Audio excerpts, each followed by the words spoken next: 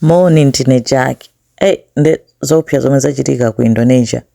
Ku Indonesia kuli volcano, active volcano ku Mount Rinjani.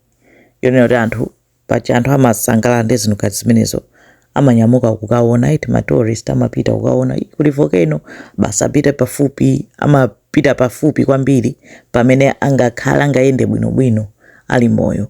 Nde mtsikana uyu ananyamuka ndi anzake Saturday pa 21 June, dzina lake Juliana Marins, waku Brazil, ali nzaka 26, ananyamuka ndi anzake amakonda zinthu ngati zimenezozo. Mountain hiking chani ndi anapita kuti akachite hike ku Mount Rinjani kuli active volcano. Ndi amayenda mbali mwina mwake. Anatengana ati pamakhalanso guide yeti mene pamakhalira ngati kumulanja mountain mucho mumakhala ndi guide.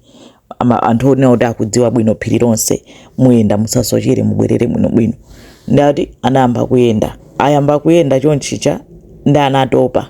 Atafika kwina kwake ku cliffside akuti dothi lake akuti ndi la too soft, akuti volcano soil ndiyoti ndi ya too soft ndi kumakhala kuti kuli unstable sikokhazikikayi. Ndi amapeza kuti akuyenda ndi anatopa kwambiri. Ndi Juliana ati anamuuza guide uja kuti taziyendani pang'ono ndatopa, koma guide uja amayendabe. Kenako ananena kuti yayi tenti ime kayi ndatopa.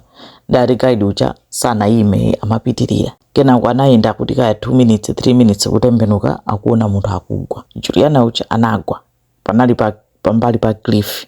Anatsakamuka anthu basi kuthamanga kuti munthu wagwa.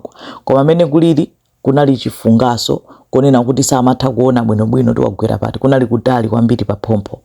Ndi aonera kuti anagwa 300 meters amamumva akufuwula kuti help me. Koma kunali konena kuti kuyang'ananso pansi kunalibe kopitirira, koma anakhala ngati wagwera pa chimwala.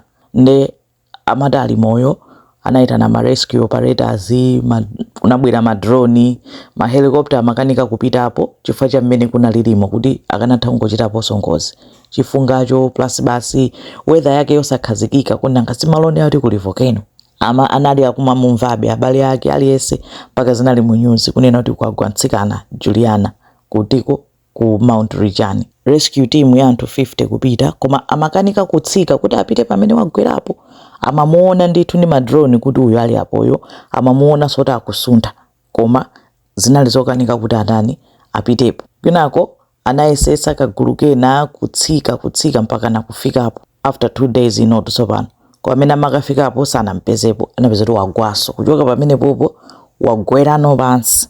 Ndi akhala afuna kuti kumuchosapo, alimbana kuti amuchotse. Gulu linakhala patali kumamuona kuti uyo ali apoyo. Kumaona kuti munthu akangati akusuntha, ndi anthu amapanga zoom makamera awo kuti amuone bwinobwino foti anali patali kwambiri.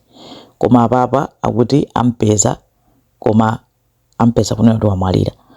Ndi akukanikabe kumuchotsapo, sanamuchotsepobe akadali pomwepo. Post yake yotsiriza ya pa social media anajambula chithunzi chake pa Instagram, atalemba kuti never felt so alive.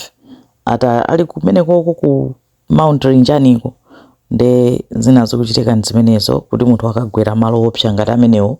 Angofuna kupereka update. Zikomo kwambiri.